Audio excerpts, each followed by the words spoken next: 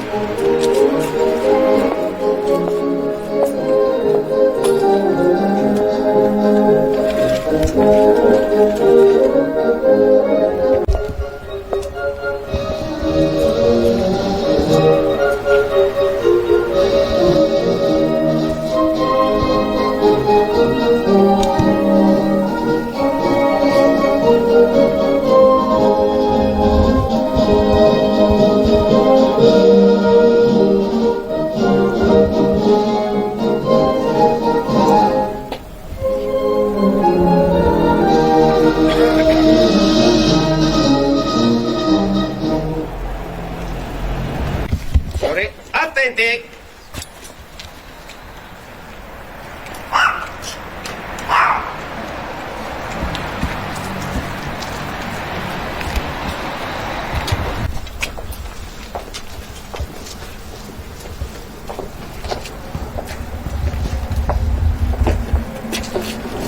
Signore e signori, presenti e benvenuti.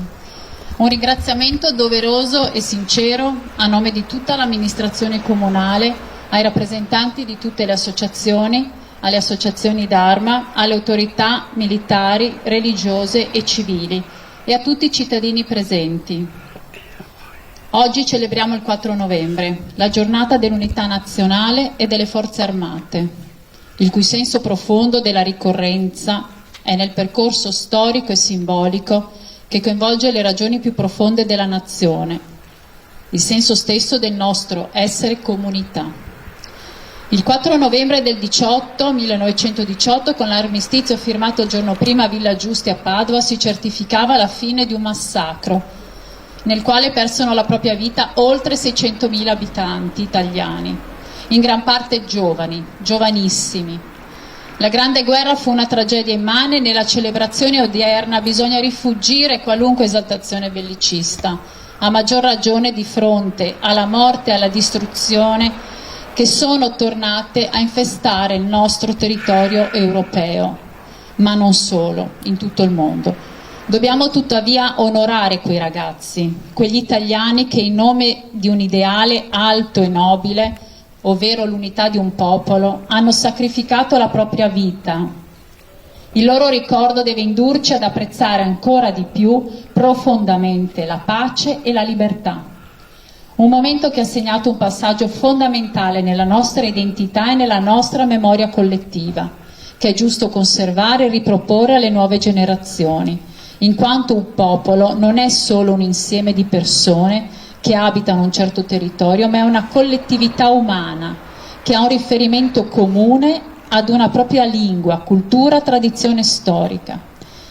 Le trincee della Grande Guerra furono il primo laboratorio d'Italia unita, anche dal punto di vista linguistico, laddove contadini e operai arrivati da tutta l'Italia con la sola lingua madre del dialetto dovettero iniziare a parlare in italiano per comprendersi fra di loro e con i loro comandanti.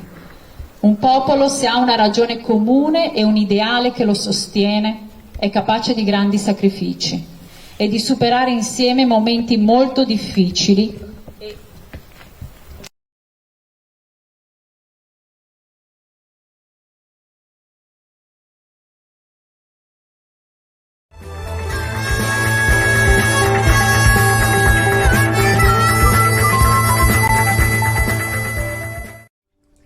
Legno Interni, falegnameria dal 1946. Rivenditore di porte a Udine, Gorizia e Trieste, porte blindate, pavimenti, serramenti, scale, arredi su misura, punto di riferimento nella qualità e nel design.